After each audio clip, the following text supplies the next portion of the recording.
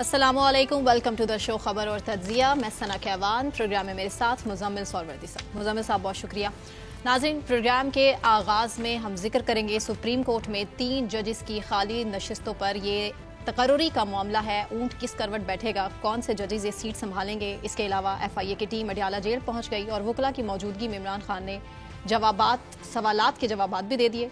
जबकि हम जिक्र करेंगे इस्लामाबाद हाई कोर्ट के जस्टिस मोहसिन अख्तर कियानी के शायर अहमद फरहाज केस के हवाले से जो अहम रिमार्क्स थे उस पर भी। मुजम्मिल साहब, सबसे पहले अहम 3 सीटें हैं सुप्रीम कोर्ट की और कौन खुश नसीब होगा इन सीटों पर? देखिए, 2 तो तैनातियाँ बिल्कुल आप समझें, लाहौर हाई कोर्ट और सिंध हाई कोर्ट के चीफ जस्टिस जो हैं, दोनों को सुप्रीम कोर्ट में एलिवेट कर दिया गया है और दोनों का बनता था और इस हवाले से कोई सवाल नहीं हो सकता। एक सवाल जो शाहिद बिलाल साहब को एलिवेट किया गया है, लाहौर हाई कोर्ट में अली बाकर नजफी और शुजात अली खान उनसे सीनियर थे। हाँ जी। तो शुजात अली खान और बाकर नजफी साहब सुपरसीड हुए हैं और शाहिद बिलाल साहब जो चौथे नंबर पे थे उनको पहले नंबर के मलक शहजाद साहब के साथ सुप्रीम कोर्ट ले जाया गया है। तो अब शुजात अली खान साहब तो इस सुपरसीड होने पर ज़्यादा माइंड नहीं करेंगे क्योंकि वो चीफ जस्टिस बन जाएंगे। अगर वो सुप्रीम कोर्ट चले जाते तो उनको चीफ जस्टिस ना बनाया जाता। और अली बाकर नजफी भी सुपरसीड हो गए हैं और वो सोचेंगे कि वो शुजात अली खान के बाद चीफ जस्टिस बन जाएंगे और शायद बिलाल साहब को लाहौर हाई कोर्ट का चीफ जस्टिस बनने का मौका नहीं मिलेगा। तो एक विन विन सी सिचुएशन है। जो सुपरसीड हुए हैं उनको चांस है चीफ जस्टिस बनने का और लोग चीफ जस्टिस, हमने माजी में देखा है, बनना ज़्यादा पसंद करते हैं सुप्रीम कोर्ट जाने की बजाय। लोग चीफ जस्टिस बनकर अपनी इनिंग खेल कर सुप्रीम कोर्ट जाना चाहते हैं, लेकिन सीनियरिटी बेसिस पे नहीं। देखें, ये उम्र ताब बंदियाल साहब ने शुरू किया था जूनियर जजेस को प्रमोट करना। काजी साहब इसके खिलाफ थे। काजी साहब इसके खिलाफ थे। काजी साहब इसके खिलाफ थे और काजी साहब का ख्याल था कि कोई क्राइटेरिया होना चाहिए और मैं भी जाती तौर पे इसके खिलाफ। मैं ये समझता हूँ कि ये बात कहना कि एक आदमी लाहौर हाई कोर्ट का जज होने का अहल तो है लेकिन सुप्रीम कोर्ट का जज होने का अहल नहीं है, ये बात कुछ समझ नहीं आती। मतलब आप कह रहे हैं कि वो लाहौर हाई कोर्ट का तो चीफ जस्टिस भी हो सकता है, जज भी हो सकता है, लेकिन सुप्रीम कोर्ट का जज नहीं हो सकता, ये गलत बात है। जिस तरह इसका क्राइटेरिया कोई होना चाहिए, ये पिक एंड चूज नहीं होना चाहिए। और ये पिक एंड चूज ने सुप्रीम कोर्ट की साख भी खराब की है। हम लोग अपने फेवरेटिज्म के तहत जजेस सुप्रीम कोर्ट में लाते हैं, फिर बात की जाती है कि फलां फलां का जज है, फलां फलां का जज है, फलां फलां लॉबी से आया हुआ है, फलां फलां लॉबी से आया हुआ है, ये हम ख्याल बेंच है, ये नॉन हम ख्याल बेंच है।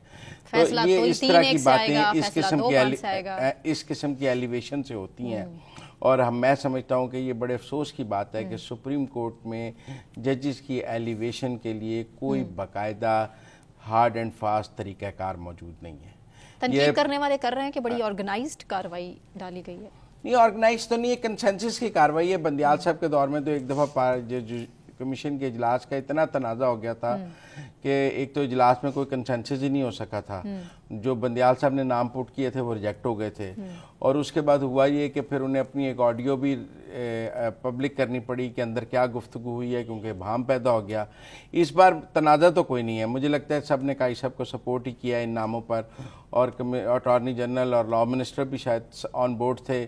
जब पहले तैनातियाँ हुई तो एक मीटिंग में अटॉर्नी जनरल बंदियाल साहब के दौर में और एडवोकेट लॉ मिनिस्टर ने खिलाफ वोट डाला और फिर अगली मीटिंग में उन्हीं जजेस के हक में वोट डाला और फिर सब ने बात की कि जी वो बंदियाल साहब ने बाजू मरोड़ा हुकूमत का कि अगर मेरे जजेस को वोट ना डाला तो फिर मैं ये फैसला कर दूंगा। वो बाजवा साहब ने इंटरवीन किया, सुलह सफाई हुई और फिर बंदियाल साहब के नामों पर पहले वोट नहीं डाला गया था और बाद में डाल दिया गया, जो काई साहब भी समझते हैं कि वो गलत हुआ और बंदियाल साहब ने हुकूमत का बाजू मरोड़कर हुकूमत के 2 वोट हासिल किए, आज जबकि सुप्रीम कोर्ट के अंदर के वोट बंदियाल साहब के साथ नहीं थे।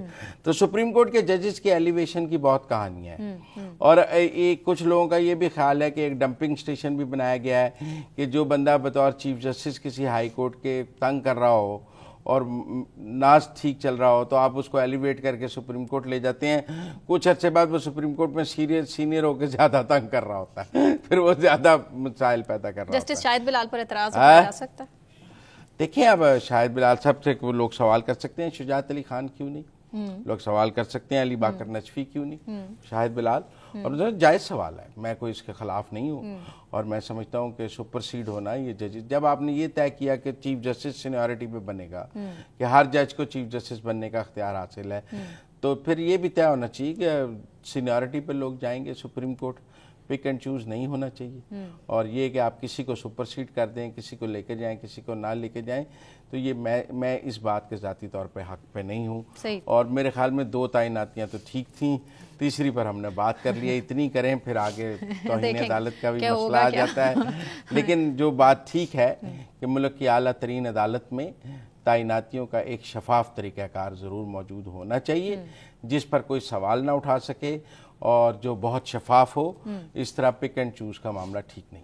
ठीक, मुज़म्मिल साहब, FIA की टीम अडियाला जेल पहुंची और वकला की मौजूदगी में, जो खान साहब जैसा चाहते थे कि वकला की मौजूदगी में सवालों के जवाब देंगे, अब जवाबात तो रिकॉर्ड करा दिए, यहाँ मसला किस तरफ जाता दिखाई दे रहा है? मजीद गिरफ्तारी, क्या सवाल पूछे होंगे? अभी हमें कोई तरीके पता तो नहीं लगा। 16 सवाल हैं जो उनसे पूछे हैं FIA ने। पहला तो पूछा होगा कि आपका ट्विटर हैंडल कौन चलाता है, और जवाब उनको अच्छा। दूसरा पूछा होगा इस ट्वीट की हिदायत आपने दी थी या नहीं दी थी।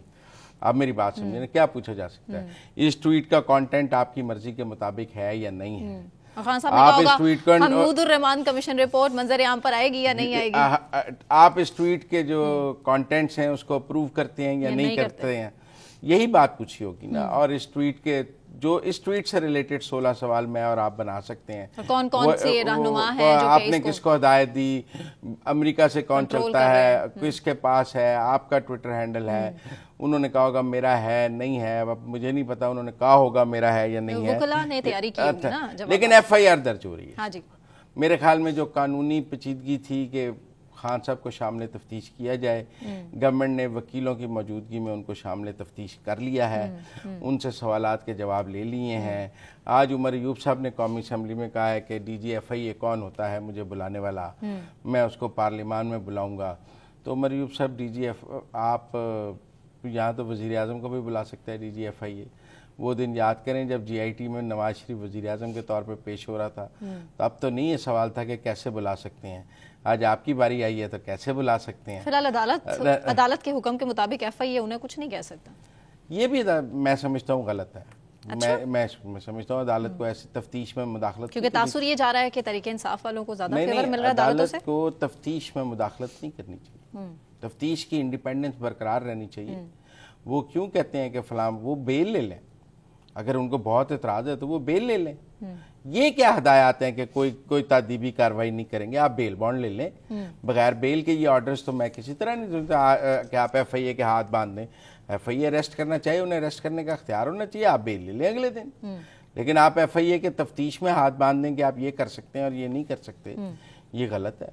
और मैं समझता हूँ कि मैं इसके हक में नहीं हूँ। बहरहाल चूंकि हो गया अदालत का ऑर्डर और ज्यादा बात करेंगे तो फिर मैं और आप दोनों तो हुकूमत की तैयारी है, हम ऐसे मौजूदात पर बात भी करते हैं और हमें पकड़े जाने का डर भी है। नहीं मुज़म्मिल साहब, हुकूमत की तैयारी है कि मुकदमात बनाने मजीद और जेल में ही रखना है खान साहब को। खान साहब की भी तैयारी है कि मैंने रोज एक जुर्म करना है और मैंने बाहर नहीं आना। मेरा मतलब है खान साहब की भी मुकम्मल तैयारी है कि मैंने देखें नहीं तो मामलात आगे कैसे बढ़ेंगे। मौलाना साहब का भी तो बयान आ गया ना, फिर मामलात कैसे आगे बढ़ेंगे। वो कह रहे हैं कि मैं नवाज शरीफ से भी मुलाकात करने के लिए तैयार हूँ, दूसरी तरफ वो कह रहे हैं कि खान साहब के साथ भी मुज़ाकरात चल रहे हैं, लेकिन कंफ्यूजन में रखा हुआ है मौलाना साहब ने भी। कहाँ से चाहिए उनको? तो PTI ने रखा हुआ है। आप समझिए ना कि ये कैसे हो सकता है। मौलाना मरकजी हुकूमत के खिलाफ तो PTI के साथ मिलकर तहरीक चला रहे होंगे और KP असेंबली में अपोजिशन में बैठे होंगे PTI के साथ। मतलब आप मुझे बताएं ये मुमकिन है? नहीं। अगर उन्होंने PTI के साथ जाना है तो फिर KP में इक़्तिदार साथ देना पड़ेगा मौलाना को। अगर आपको मौलाना की मरकज में जरूरत है तो KP में आप क्या कहेंगे, आप अपोजिशन में बैठे रहे, हमें KP में आपकी जरूरत नहीं है। पॉइंट भला आप मेरी बात समझे ना। गंडापुर तो उन्हें डेरा इस्माइल खान घुसने नहीं देता, तो अगर आपको मौलाना की जरूरत है तो उसकी प्राइस तो KP में पे करें ना पहले आके। आधी हुकूमत दे दें 50-50 पे, आधी वजारतें दे दें, स्पीकर दे दें मौलाना साहब से। नहीं मेरे ख्याल में PTI इतना बड़ा पॉलिटिकल फैसला कर ही नहीं सकती। और मुझे ये इत्तेहाद बनता नजर नहीं आता। मौलाना साहब भी नहीं कर रहे एहतजाज? नहीं, मौलाना क्या फ्री में इस वक्त पीटीआई ने आज तक मौलाना के साथ क्या नेकी की है जो मौलाना पीटीआई की किश्ती में सवार हो जाए? नहीं, अलग से एहतजाज की कॉल दी थी ना उन्होंने, तो अपना अलग से एहतजाज करें। उन्होंने मुजफ्फरगढ़ में भी इतना बड़ा जलसा किया अभी पिछले दिनों में, उनके जलसों पे तो कोई रुकावट नहीं है। हाँ। वो तो हर जगह जलसे कर रहे हैं। अभी पंजाब में भी तहरीक इंसाफ वालों को इजाजत नहीं मिली, दीन अरबात में वो भाग गए जलसा करने थे। कराची में 8 जून के जलसे की इजाजत दी, उन्होंने इनकार कर दिया जलसा करने से। इस्लामाबाद में करेंगे नहीं, मतलब आपको जहाँ इजाजत मिली करके दिखा देते ना। वो सिर्फ सियासत खेल रहे हैं कि करना नहीं, बताए भाई आज यहाँ मांग लो, कल वहाँ मांग लो, परसों मांग लो, करना कोई नहीं, क्योंकि उन्हें पता है। मेरा मतलब कर लेते रवात में जलसा, क्या फर्क पड़ता है? तो मौसम भी अच्छा हो गया। तहरीक इंसाफ की जलसों की, धरनों की तारीख रही है, आप इसे इनकारी तो नहीं ना? कभी के दिन बड़े, कभी की रातें। वो दिन और थे, ये दिन और हैं। दिन वो नहीं रहे तो दिन ये भी नहीं रहेंगे। फिलहाल तो ये दिन है। अली मोहम्मद खान साहब कह रहे हैं असेंबली के फ्लोर पर ही, और माइक म्यूट हो जाता है उनका, क्यों? जब आप इदारों के खिलाफ बात करेंगे तो माइक तो म्यूट। देखिए ना, 24 न्यूज चैनलों को शोकाज हो गया फैसल वाडा और मुस्तफा कमाल की प्रेस कॉन्फ्रेंस दिखाने के लिए। जब आप माइक भी म्यूट ना करें, क्या करें? सारे चैनल बंद हो जाएं? मेरा मतलब आप मेरी बात सुनिए, आपको तो ऐसे लगता है जैसे सारे चैनल फौरन बंद हो जाने चाहिए और माइक म्यूट करने पे भी आपको इतराज है? तो वो जब चैनल्स वालों को सुप्रीम कोर्ट बुलाए तो आपको भेज दिया करें। तरीके इंसाफ वालों को है कि माइक बंद हो जाते हैं, मर्जी की बात ना करो, ऐसी ना करें, क्या करें? मतलब पाकिस्तान के आइन कानून के अंदर वैसे तो तहरीक इंसाफ वालों को 7 खून माफ है। मतलब आप देखें ना, रऊफ हसन वगैरह ने टाउट का, उनको तो तौहीन अदालत का नोटिस नहीं हुआ। अदालतें फेवर कर रही हैं। मतलब अगर फैसल वाडा और मुस्तफा कमाल को हुआ तो उन्हें क्यों नहीं हुआ? लोग सवाल करते हैं। तो अब सूरत हाल ये है कि वो कहते हैं जी पीटीआई ने चीफ जस्टिस के खिलाफ कैंपेन चलाई, उनको तो तौहीन अदालत का नोटिस नहीं हुआ, बेचारे मुस्तफा कमाल और फैसल वाडा को हो गया। तो लेकिन वो भी उनसे माफी मंगवाते रहे ना, मांग ले माफी। पीटीआई वालों से माफी मंगवाई है, रऊफ हसन ने टाउट का उनसे माफी मंगवाई है? नहीं जी, तो फिर उनसे माफी नहीं मंगवाई, इनफैक्ट उनके लिए फेवर है। अच्छा, इस्लामाबाद हाईकोर्ट के जस्टिस मोहसिन अख्तर कियानी के रिमार्क्स बड़े दिलचस्प हैं। उन्होंने आज भी शायर अहमद फराज बाजियाबी केस के हवाले से जो समात करते हुए रिमार्क्स दिए ना, उन्होंने इदारों को अपनी हुदूद में रहने की तरफ इशारा किया और कहा है कि अगर मजीद कोई मसला हो तो वो मुझसे रुजू कर सकते हैं। देखिए, अहमद कियानी साहब कह रहे थे जब तक अहमद फराज को मेरी अदालत में पेश नहीं किया जाएगा मैं ये केस ख़त्म नहीं करूँगा। अच्छा, लास्ट टाइम उन्होंने यही कहा था ना, तो अहमद फराज को तो उनकी अदालत में पेश नहीं किया गया और उन्होंने केस खत्म कर दिया। तो कहीं ना कहीं मैं अदालतों के हुक्म को ना मानना नहीं, वो तो आज़ाद कश्मीर में उसकी जमानत ही नहीं हुई। पहले तो पता ही नहीं था उनकी फैमिली को कि कहाँ है, तो कौन से थाने में। अब तो उनकी वहाँ बेल उन्होंने अप्लाई की और उनका वीडियो भी आया, वो शेर वो जो पढ़ रहे हैं तो पता है। लेकिन अब सूरत हाल ये है कि कियानी साहब को समझ आ गई कि मेरी अदालत में तो अहमद फराज नहीं पेश हो सकते, ना वो आज़ाद कश्मीर की अदालत को हुक्म कर सकते हैं कि उनकी जमानत ले लें। लेकिन उनके तो मेरा ख्याल है आज जो ज़्यादा इंपॉर्टेंट रिमार्क्स है ना, आपने दूसरे वाले रिमार्क्स पढ़े हैं, मैं दूसरे वाले सुना देता हूँ आपको।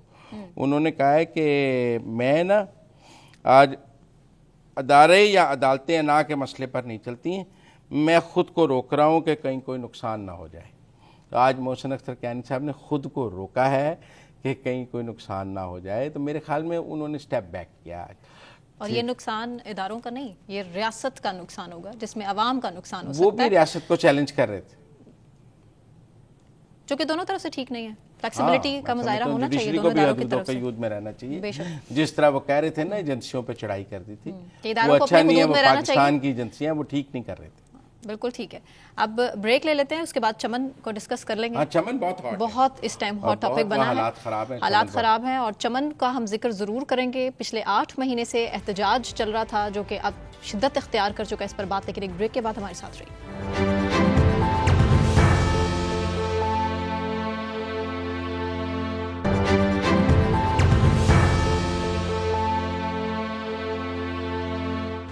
वेलकम बैक नाजरीन, और मुजम्मिल सरवर्दी साहब मेरे साथ स्टूडियोज़ में मौजूद हैं। बात चमन की होगी जहां पर हालात अभी भी कशीदा हैं, मजीद रैलियां निकाली जा रही हैं और 40 अफराद ज़ख्मी बताए जा रहे हैं। इसके अलावा सिक्योरिटी एहलकार हैं वो भी ज़ख्मी हैं और 56 के करीब अफराद को ज़ेर हिरासत ले लिया गया है।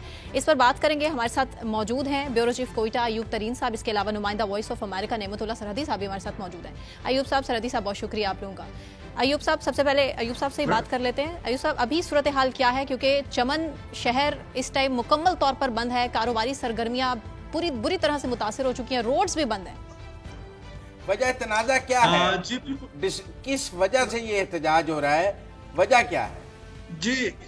ये मैं अगर इस पे तफसील पे जाऊंगा तो सरवदी साहब टाइम बहुत ज्यादा लगेगा। मैं बेसिकली कुछ कुछ चीजें आपको जल्दी जल्दी से बता देता हूँ कि ये तनाज़ा पिछले साल अक्टूबर में उस वक्त शुरू हुआ जब एपेक्स कमेटी में एक फैसला हुआ था कि चमन बॉर्डर पे जो आइंदा जो आमदोरफ्त होगी लोगों की या तिजारत होगी, वो जो लोग यहाँ से जाएंगे या वहां से आएंगे तो वो पासपोर्ट और वीजे पे आएंगे, क्योंकि इससे पहले जितने भी लोग आते थे या जाते थे वो शनाख्त कार्ड दिखा के सिक्योरिटी फोर्सेस को या बॉर्डर के इमिग्रेशन को तो वो आ सकते थे और जा सकते थे।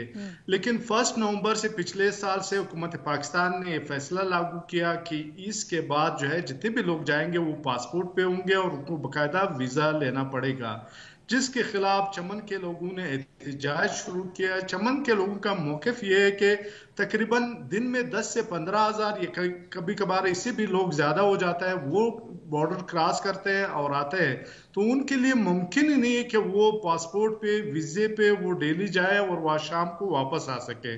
तो उन्होंने इसकी मुखालफत की और इनका ये मौक़िफ़ है कि उनको जिस तरह माजी में यानी अक्टूबर से पहले जिस तरह वो शनाख्त कार्ड पे जाते थे या उस या तस्करे पे जो अफगानिस्तान का वो एक कार्ड है शनाख्त कार्ड उस पे आते थे, उसी तरह इनको बॉर्डर के जो लोग हैं उनको आने जाने की इजाजत दी जाए ताकि इनका जो जरिया रोजगार है बॉर्डर से वो उनका ये सिलसिला चले। लेकिन चूंकि उस वक्त जब निगरान वफाकी हुकूमत थी उन्होंने एक फैसला किया था कि जो लोग आएंगे वो पासपोर्ट और वीजे पे होंगे, क्योंकि उस वक्त हुकूमत की जानिब से एक मौक़िफ़ सामने आया था कि ज्यादातर जो दहशतगर्दी हो रही बलूचिस्तान में खैबर पख्तूनख्वा में, तो दहशतगर्द जो है वो बकौल हुक्मरानों के उस वक्त के कि वो बलूचिस्तान के इस बॉर्डर से आता है या खैबर पख्तूनख्वा के मुख्तलिफ रास्तों से आता है। तो ये एक मैकेनिज्म गवर्नमेंट ऑफ पाकिस्तान ने बनाई कि 1 नवंबर 2023 से जितने भी यहाँ पे आमदोरफ्त होगी लोगों के वो पासपोर्ट और वीजे पे होगी। लेकिन जो नेमतुल्लाह सरहदी साहब भी हमारे साथ हैं, हम उनको भी। सरहदी साहब, एक राय ये है कि जो स्मगलिंग में ट्रेड करते हैं, जो पाक अफगान बॉर्डर पे स्मगलिंग है, चूंकि इस पासपोर्ट और वीजे से स्मगलिंग मुश्किल हो गई है और स्मगलर्स का आना जाना मुश्किल हो गया है, लिहाजा वो ये एहतजाज को पम्प कर रहे हैं और वो ये एहतजाज कर रहे हैं, आम शहरी इसमें नहीं है। आप ये बात मानते हैं? सरवदी साहब देखिए, आपने जो अभी एक बात कही कि स्मगलिंग हुकूमत का एक मौक़िफ़ है कि यही लोग स्मगलर है और यही लोग जो आते जाते हैं शनाख्त कार्ड या तस्कीरे पे वो स्मगलिंग में मुलव्वस है।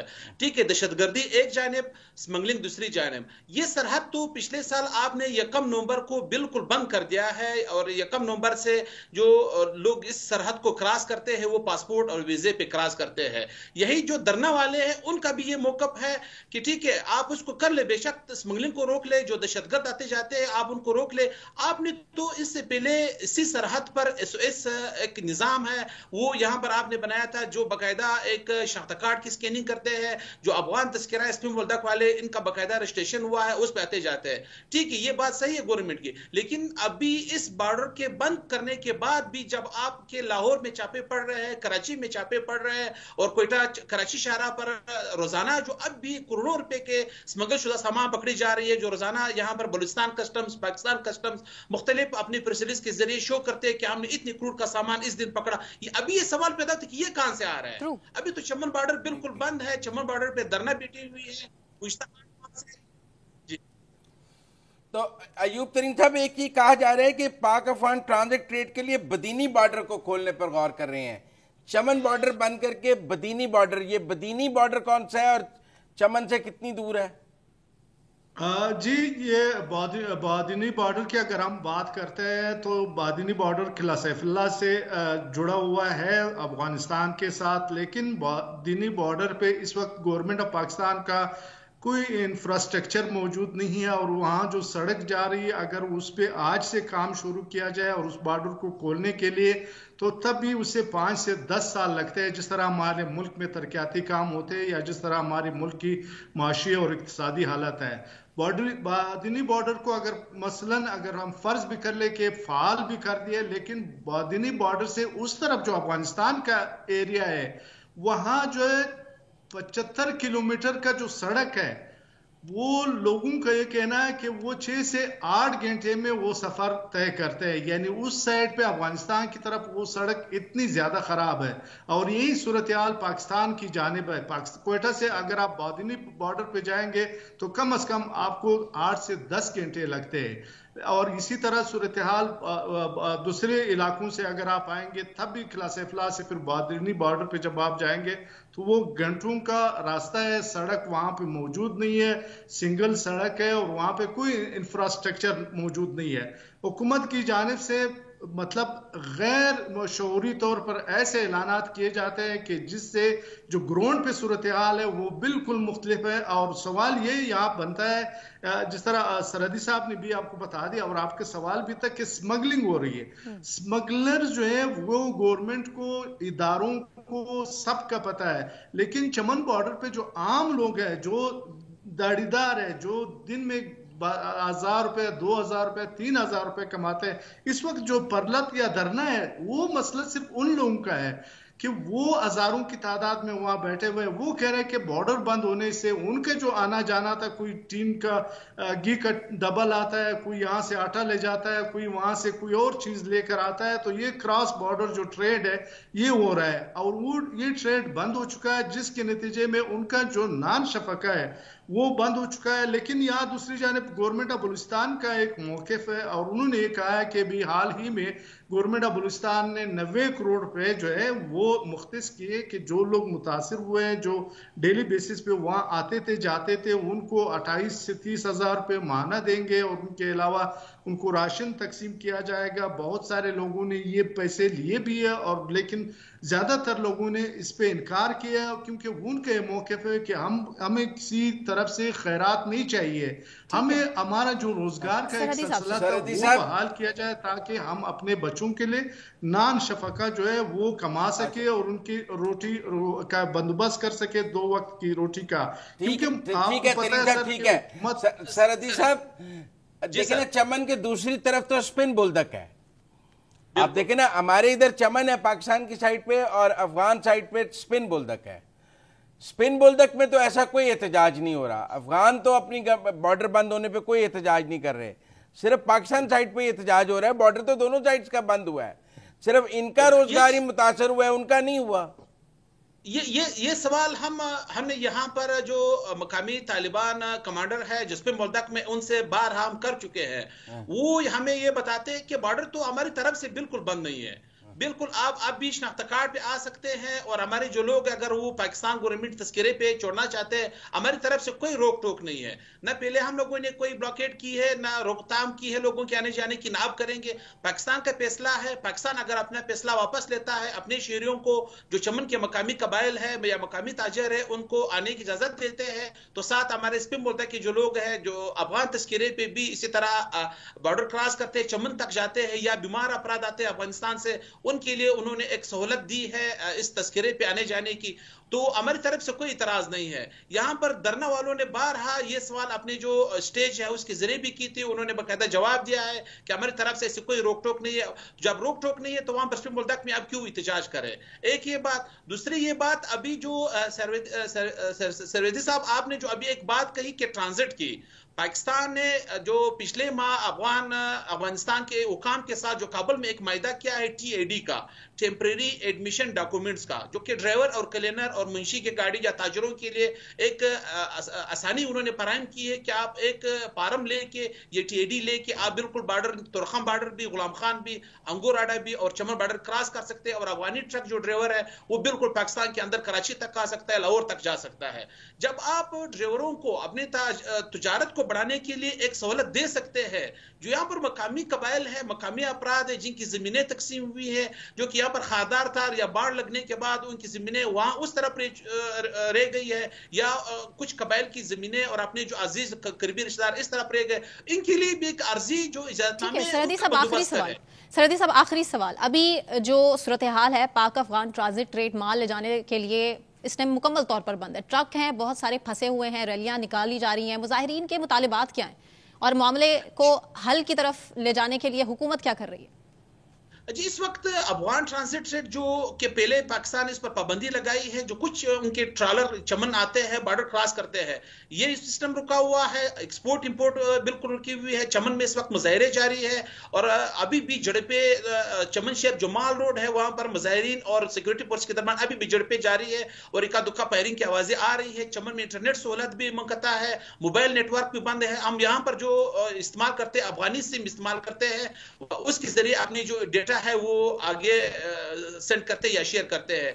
चमन शहर में इस वक्त मुकम्मल हड़ताल है। गवर्नमेंट का मौक़िफ़ अभी भी ये है कि हम किसी तौर पे भी चमन सरहद पर किसी को बगैर पासपोर्ट वीजे के आने जाने की इजाजत नहीं देंगे। जो धरना वालों का मुतालिबा है कि हमारे जो 7 मशरान हैं जिनको मुज़ाकरात के बहाने बुलाया गया था, उनको बाकायदा गिरफ्तार करके क्वेटा पहुंचाया गया, उनको पूरी तरह रिहा कर दे। वो इस हवाले से गवर्नमेंट कहती है कि इन पर जो दहशतगर्दी के मुकदमात है, जो उन्होंने पोलियो के मुहिम के दौरान एक कौमी नेशनल खास को नुकसान पहुंचाने की कोशिश की, पोलियो मुहिम को रोकने की कोशिश की, उसी पर इनके खिलाफ दहशतगर्दी के मुकदमात है, वो अपनी दहशतगर्दी के मुकदमात का सामना करे। इसके बाद फिर देखते हैं। और अभी भी कुछ देर कबल भी वज़राला बलूचिस्तान के ज़ेर सदारत यहाँ पर क्वेटा में एक अहम इजलास भी हुआ, उसमें भी उन्होंने वज़राला ने कुलम का ऐलान ये कहा है कि चमन के जो आवाम के मुतालिबात है वो हम नहीं मान सकते। जो गिरफ्तार शुदा अपराध है वो इस वक्त गवर्नमेंट के पास एक बाकायदा एफआईआर में या मुकदमात में। सरहदी साहब, मुझे आखिरी सवाल तरीन साहब से करना है। तरीन साहब, बॉर्डर बंद है, लोग प्रॉब्लम में हैं, चमन शहर बंद है, ये पोलियो की क्या लड़ाई है बीच में? ये समझ नहीं आई हमें कि पोलियो के टीमों पर क्यों हमला होता है। सिक्योरिटी फोर्सेस से लड़ाई समझ आती है, बॉर्डर की लड़ाई समझ आती है, पोलियो की क्या लड़ाई है? बिल्कुल, ये मेरे ख्याल में जो धरना कमेटी है उन्होंने एक फैसला किया था 3 जून को जो पोलियो मुहिम शुरू हो रहा है, उसमें उन्होंने ये कहा था कि अगर लोग जो है रजाकाराना तौर पर पोलियो के कतरे बच्चों को पिलाना चाहता है तो वो पिला सकता है, लेकिन उसके बदले में बाय फोर्स किसी को वो इजाज़त नहीं देंगे कि वो पोलियो के कतरे पिलाएं। लेकिन हमने देखा कि पोलियो इस वक्त पूरी दुनिया से ख़त्म हो चुकी है। सिर्फ पाकिस्तान और अफगानिस्तान एक ऐसा, दोनों ऐसे ममालिक है जहाँ पे पोलियो वायरस बाकायदगी के साथ न सिर्फ मौजूद है बल्कि इससे हर साल बच्चे भी मुतासर हो रहे हैं। और इस साल भी पाकिस्तान में 4 बच्चे अब तक मुतासर हो चुके हैं, जिसमें 3 का पर पोलियो की टीम पर हमला किया गया ना, पोलियो की टीम पर हमला किया गया ना। जो धरने के जो लोग थे उन्होंने हमला किया पोलियो कारकुनों पे, जिसपे हुकूमत के या डिप्टी कमिश्नर चमन के मुताबिक 2 लेवीज एहलकार जख्मी हुए। इस तरह 2 खवातीन पर भी तशद्दुद हुआ है। तो इस पे हुकूमत बलूचिस्तान ने बहुत सख्त रिएक्शन दिखाया कि कम से कम ये एक इंटरनेशनल काज है और इसके लिए जो अगर कोई इस काम में रुकावट पैदा करता है तो उनसे फिर सख्ती से निपटा जाएगा। और यही वो नतीजा है कि जिसकी वजह से एक बार फिर जो है चमन के हालात खराब हुए और वो नतीजे अभी तक चमन के आवाम जो है वो गुज़िश्ता 3 दिनों से एक मुश्किल हालात में है। निपटने के लिए अभी तक कोई हल नहीं निकाला जा रहा है। युक्तरीन साहब, ठीक, बहुत शुक्रिया। नेमतुल्लाह सरहदी साहब, आपका भी बहुत शुक्रिया। मुज़म्मिल साहब, पोलियो की बात भी हम जरूर करेंगे लेकिन एक ब्रेक के बाद, क्योंकि ब्रेक के बाद चमन इशू के हवाले से ही हमें बलूचिस्तान हुकूमत के तर्जुमान शाहिद रिंद साहब भी ज्वाइन करेंगे, लेकिन एक ब्रेक के बाद हमारे साथ रहिए।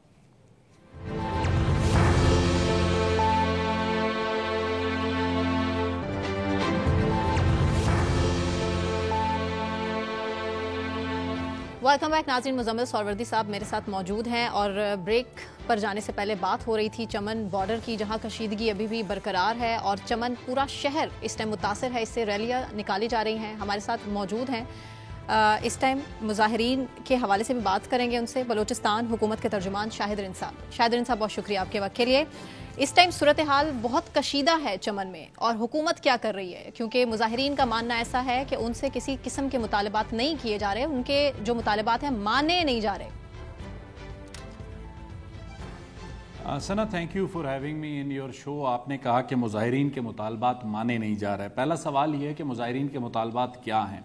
मुजाहिरीन का पहला मुतालबा यह है कि बगैर किसी डॉक्यूमेंटेड वेरिफिकेशन के बॉर्डर क्रॉस करने की इजाज़त होनी चाहिए। जो भी शख्स जो एक पुराना तरीक़ाकार गुज़िश्ता 70 से 72 साल में रहा है, जहाँ पर अफ़गान कोई भी शहरी चमन का बॉर्डर तज़किरा दिखाकर क्रॉस करता था और पाकिस्तानी जो शहरी है वो शनाख्ती कार्ड दिखाकर अफ़गानिस्तान चला जाता था। ये एक अंडरस्टैंडिंग गुज़िश्ता 70-72 सालों से मौजूद थी, लेकिन स्लोली एंड ग्रेजुअली कुछ ऐसे ही हालात माजी में खैबर पख्तूनख्वा की तरफ भी रहे होंगे। लेकिन आज खैबर पख्तूनख्वा का जो बॉर्डर है तुरखम के मकाम पर, वहाँ पर पासपोर्ट के साथ और वीज़ा के साथ जो डॉक्यूमेंट्री एंट्री और एग्जिट है वो होता है। तो सेम इसी तरीके से आज से तकरीबन साल कबल या 8 माह कबल वफाकी हुकूमत ने एपेक्स कमेटी में कि फैसला किया कि जो चमन के साथ हमारा जो एंट्री पॉइंट है चमन का अफगानिस्तान के साथ, वहाँ पर भी जो आमद-ओ-रफ्त है वो डॉक्यूमेंटेड होगी। उसके बाद गुज़िश्ता 8 महीने से ये एहतजाज चल रहा है और 8 महीने से गवर्नमेंट हमेशा ये कोशिश करती रही है कि मुज़ाहिरीन के साथ मुज़ाकरात किए जाएं, एंगेज किया जाए और उसके बाद इस मसले का हल तलाश किया जाए। अब सवाल ये है कि जो इशू है वो प्रोविंशियल गवर्नमेंट से रिलेटेड है या फेडरल गवर्नमेंट से रिलेटेड है। जो भी फैसला प्रोविंशियल गवर्नमेंट करती है, अगर उनके साथ मुज़ाकरात करके उसको फाइनलाइज करती है और फेडरल गवर्नमेंट या एपेक्स कमेटी के लेवल पे वो तस्लीम नहीं होता, तो फिर क्या ये एहतजाज खत्म हो जाएगा? इसका जवाब नफी में। सूबाई हुकूमत 12 जो है वो अपनी नेगोशिएशंस में ये भी ऑफर कर चुकी है कि पासपोर्ट अगर उनको बनाने में प्रॉब्लम है तो हुकूमत बलूचिस्तान वफाकी हुकूमत से दरख्वास्त करके फ्री में उन्हें पासपोर्ट बना के देने को तैयार है। एक स्टेज पर यह भी डिस्कशन हुई कि अगर वो पासपोर्ट पे एंट्री और एग्जिट को तस्लीम नहीं करते तो उनके लिए कोई ई कार्ड जारी किया जाए जो दोनों साइड्स के लिए हो, वो भी तस्लीम नहीं किया जा रहा। तो अगर डेडलॉक की बात है तो डेडलॉक गवर्नमेंट के एंड पे नहीं है, मुजाहिरीन के एंड पे। रह गई बात हालिया जो तशद्दुद के वाक़यात हैं, गुज़िश्ता 8 माह से जब तक ये मुजाहिरीन पुरतशद्दुद नहीं हुए, हुकूमत ने उनके खिलाफ कोई कार्रवाई नहीं की। लेकिन गुज़िश्ता चंद हफ्तों में बैक टू बैक 3 इंसिडेंट्स हुए, जिनमें पहले FC किले पर हमले की कोशिश की गई, उसके बाद डिप्टी कमिश्नर के ऑफिस पर हमले की कोशिश की गई जिस पर रिस्ट्रेंट दिखाया गवर्नमेंट ने कोई कार्रवाई नहीं की। तीसरा जो वाकया हुआ जिसमें लेवीज एहलकार जो पोलियो की ड्यूटी पर तैनात थे, 2 खवातीन लेडी हेल्थ वर्कर्स, उन्हें तशद्दुद का जब निशाना बनाया गया तो फिर गवर्नमेंट ने बड़ा अपना कैलकुलेटेड जो रिस्पॉन्स है वो इस सारी सूरत हाल में दिया। और आज भी जब इस सिलसिले में मीटिंग हुई तो चीफ मिनिस्टर बलूचिस्तान ने न सिर्फ जो गवर्नमेंट के ट्रेजरी बेंचेस के उस इलाके के MPAs हैं, बल्कि जो अपोजिशन से ताल्लुक रखने वाले हैं, JUIF के बलूचिस्तान के जो सूबाई अमीर भी हैं और सेनेटर भी हैं मौलाना वासे, वो भी उस मीटिंग का हिस्सा थे। उसमें आज भी मुख्तलिफ ऑप्शंस पर बात की गई और अब भी गवर्नमेंट ऑफ बलूचिस्तान ये समझती है कि मसले को मुज़ाकरात से हल होना है। लेकिन एक चीज वाज़ेह है, हुकूमत बलूचिस्तान शाहिद साहब, ये जो ये आम शहरी हैं, स्मगलर्स हैं, कौन लोग हैं जिनका रोजगार इससे बहुत डिस्टर्ब हुआ है और वो समझ रहे हैं कि ये पासपोर्ट से काम नहीं चल सकता? आपकी क्या इंटेलिजेंस रिपोर्ट्स हैं? मतलब इतना लंबा एहतजाज है, क्यों, कौन लोग हैं इसके पीछे? देखें मुजम्मिल साहब, चूंकि चमन हमारा बॉर्डरिंग टाउन है और हमारे जितने भी बॉर्डरिंग टाउन्स हैं उनमें चाहे वो मकरान के इलाके में हो, रख्शान के इलाके में हो या फिर चमन का जो पॉइंट है, ये जो है एंट्री और एग्जिट पॉइंट सिर्फ नहीं है। यहाँ पर लोगों का एक, जिसे आप कह सकते हैं, गुज़िश्ता 70 से 72 सालों से ये बॉर्डर ट्रेड से मुंसलिक है। और बॉर्डर ट्रेड, चूंकि वो बॉर्डर ट्रेड में अगर मैं कहूं कि बहुत बड़ी तादाद स्मगलिंग की है तो गलत नहीं होगा।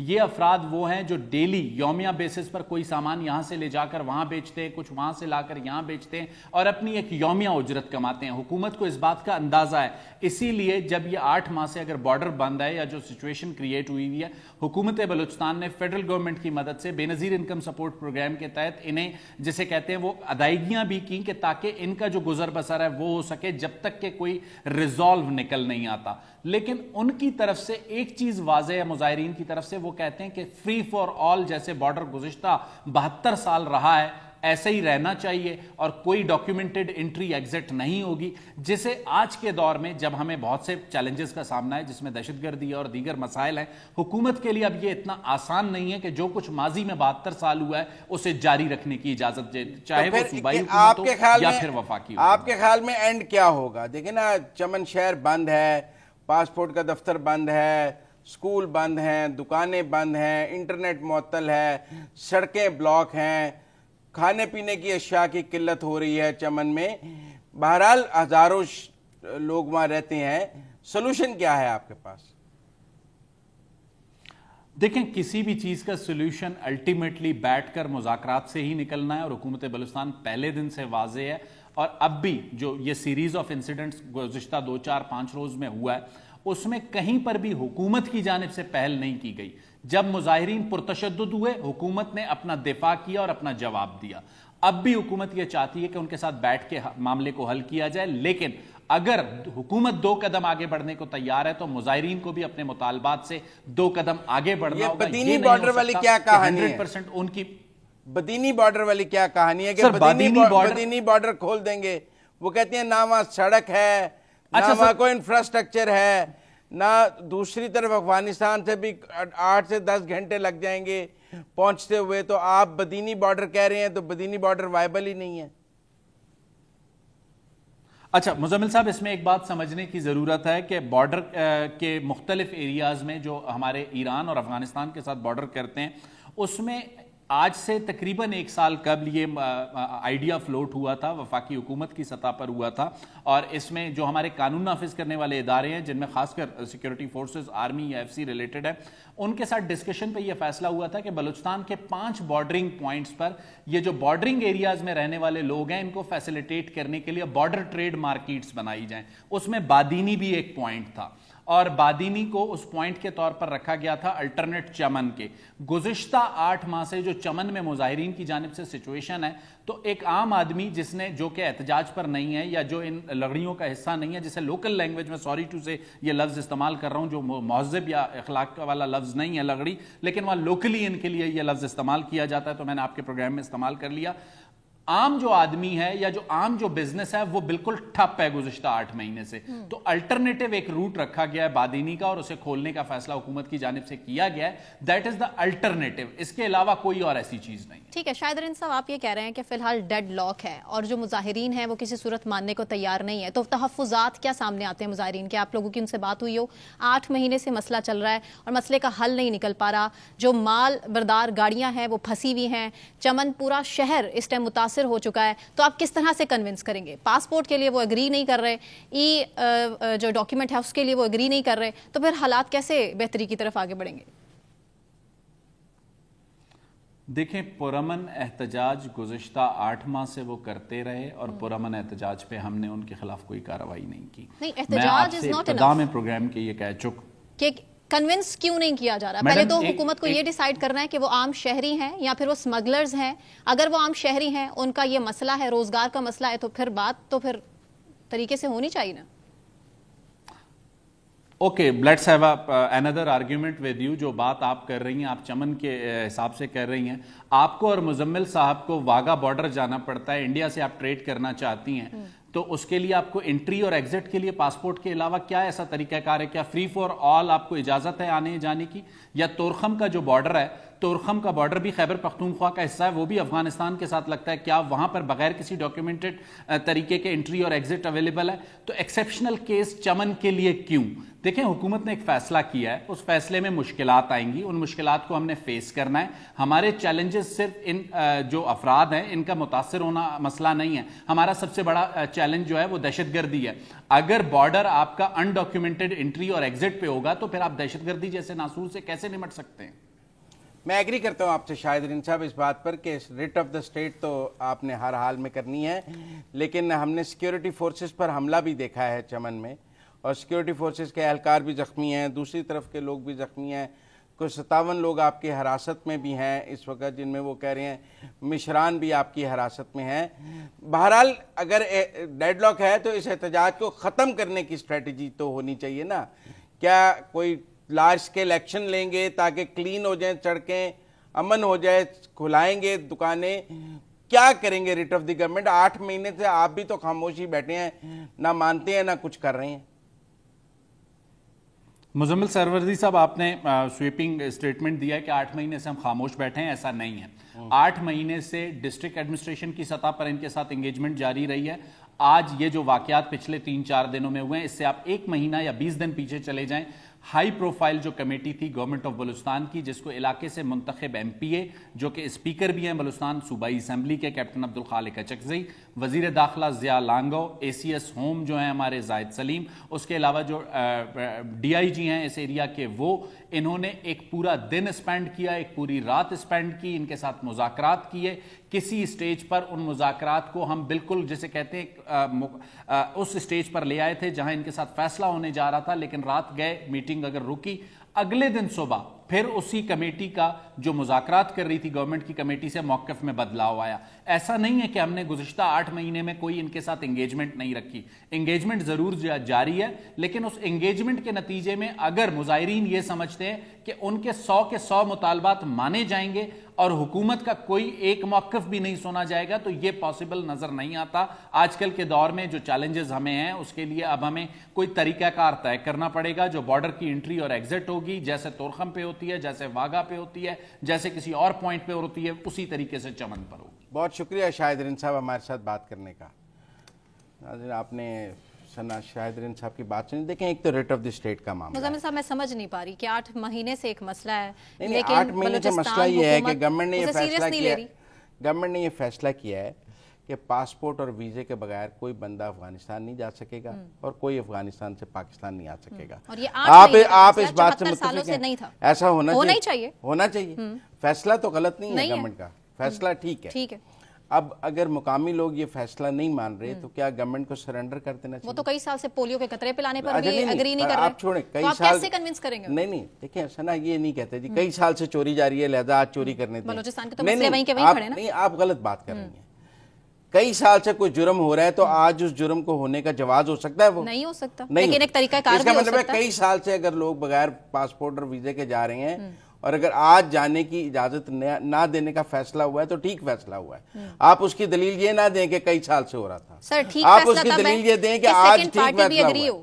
सेकंड पार्टी भी अग्री करे तो ठीक फैसला है। हालात नॉर्मल हो। नहीं, ये क्या बात हुई? उनका एग्री करना क्यों जरूरी है? रियासत नहीं, उनका एग्री करना क्यों जरूरी है? एहतजाज करना ठीक है, फिर होता रहे। एहतजाज तो देखे ना जी, अब करते रहे, लेकिन अगर आप किसी गैर कानूनी गैर आईनी बात पर एहतजाज कर रहे हैं तो रियासत गैर कानूनी और गैर आईनी बात तो नहीं मानेगी। कल कोई निकल के कह दे मुझे डकैतियां करने की इजाजत दी जाए और एहतजाज करना लग जाए तो आप मुझे कहेंगे डकैतियां करने की इजाजत दे दी जाए। समझने की कोशिश करें, अगर मैं वहां चमन में कोयटा में मैं रहती हूँ और मैं पिछले 74 साल से ऐसी जिंदगी गुजारी, 8 महीने बाद मुझे कह दिया जाए पहले कि जी आपको अब इस तरह बिजनेस करना है, तो आप पासपोर्ट का दफ्तर खोल दिया, पासपोर्ट बनाऊंगा और वीजा लगवाऊंगा। तो रियासत की जिम्मेदारी नहीं, प्यार से समझाए। नहीं, आप देखें ना, आप पर तशद्दुद हो गए। इस मुल्क में देखें, उन्होंने कहा सिमें बायोमेट्रिक होंगी। हाँ जी। आपने अपना बायोमेट्रिक कराया? आपने ये तो नहीं कहा मैं 20 साल से बगैर बायोमेट्रिक के सिम चला रही थी। देखिए, जब रियासत कोई कानून बनाती है, कुछ बनाती है, शहरियों का फर्ज है उस कानून को मानना, इम्प्लीमेंटेशन करना। आप ये नहीं कह सकते कि शहरियों ने कानून मानने से इनकार कर दिया लिहाजा रियासत सरेंडर कर। नहीं, उसका कोई दूसरा तरीका नहीं, कोई दूसरा तरीका नहीं। जो तरीका पूरे पाकिस्तान में राइज है, नहीं, जो तरीका पूरे पाकिस्तान में राइज है वही उनके लिए होगा। 2 पाकिस्तान बना देंगे कि केपी में और होगा, बलूचिस्तान में और होगा, पंजाब में और होगा, ऐसे तो नहीं हो सकता। एक ही कानून। आपकी स्टेटमेंट से सेटिस्फाई हैं? उनके पास कोई दूसरा वे आउट नहीं है? नहीं, होना भी नहीं चाहिए। स्ट्रैटेजी नहीं है उनके पास कि इनको कैसे ठंडा करना है? होना भी नहीं चाहिए। नहीं कि मुजाहिरीन से कैसे निपटना है? नहीं, मुजाहिरीन को पासपोर्ट की शर्त माननी होगी। देखिए, आप मुजाहिरीन गलत बात पर एहतजाज कर रहे हैं। मैं ये समझता हूं कि मुजाहिरीन की ये बात नहीं मानी जा सकती कि हमें बगैर पासपोर्ट और वीजे के अफगानिस्तान आने जाने की इजाजत दी जाए। और मुज़म्मिल साहब, आखिरी सवाल ये, उसके बाद मैं वाइंड अप करूंगी कि पोलियो का मसला अभी भी पाकिस्तान के लिए सबसे बड़ा मसला बना हुआ है। बलूचिस्तान में भी केसेस हैं जो रिपोर्ट हो रहे हैं बलूचिस्तान के। कैसे लोगों को कन्विंस किया जाए कि पोलियो के खतरे उनके बच्चों के 5 साल तक कितने इंपॉर्टेंट? पोलियो की कैंपेन तो चला रहे हैं, लेकिन आप ये देखें, मैं समझता हूँ पोलियो के कतरों को भी स्टेट के खिलाफ बतौर हथियार यूज किया जा रहा है। मतलब आपका झगड़ा पासपोर्ट पर है, आप अटैक पोलियो की टीम पर कर रहे हैं कि चलें इससे रियासत कमजोर होगी। और ये होता आ रहा है। अच्छा, नहीं, पर ये अगर किसी ने दहशत गर्दों ने पोलियो की टीमों को निशाना बनाते हैं कि रियासत का निशाना बनाने के लिए, तो ये कोई ब्लैकमेलिंग पॉइंट नहीं है। मैं समझता हूँ ये उनकी जहालत जरूर हो सकती है, जहालत हो सकती है, हम इसको कंडेम कर सकते हैं। पोलियो की टीमों का तो कोई कसूर नहीं ना, पासपोर्ट वर्कर्स का ऊपर से। हाँ, ठीक है ना। लेकिन मैं समझता हूँ कि हमने चमन की बात आज इसलिए की है कि एक तो हम ये समझते हैं कि चमन के इस वक्त हालात बहुत ख़राब हैं, वहाँ कशीदगी बहुत ज़्यादा है और ये कशीदगी दिन ब दिन बढ़ती जा रही है। और मैं समझता हूं कि अफगानिस्तान इस कशीदगी से फ़ायदा उठाना चाहता है, क्योंकि ये पासपोर्ट और वीज़ा अफगानिस्तान को तो सूट नहीं करता। वो उन्होंने अपनी तरफ तो ये शर्त नहीं लगाई है कि आप, वो तो नहीं कह रहे कि अफगानिस्तान का पासपोर्ट और वीज़ा होगा, वो तो अपने शहरियों को कह रहे हैं आप खुला आए जाएं। इसलिए मैं समझता हूं कि इनको ज़रूर अफगानिस्तान से पुश हासिल है, ये बात ठीक है। स्मगलर्स भी इसमें इन्वॉल्व हैं इस एहतजाज में, लेकिन रिट ऑफ द गवर्नमेंट के भी सवाल है। मैं इस बात के हक में नहीं हूँ कि हमें पासपोर्ट और वीज़े की शर्त से पीछे हटना चाहिए। इस शर्त को अगर हमने तुरखम पे मनाया है, इस शर्त को वाक़े पे मनाया है, इस शर्त को हमने ईरान के बॉर्डर पे मना रहे हैं, तो इस शर्त को हमें चमन पर भी मनवाना होगा, इससे पीछे नहीं हटा जा सकता। ठीक है मुज़म्मिल साहब, बहुत शुक्रिया आपका भी। मुझे सना कहवान को इजाज़त दीजिए, अपना बहुत ख्याल रखिए।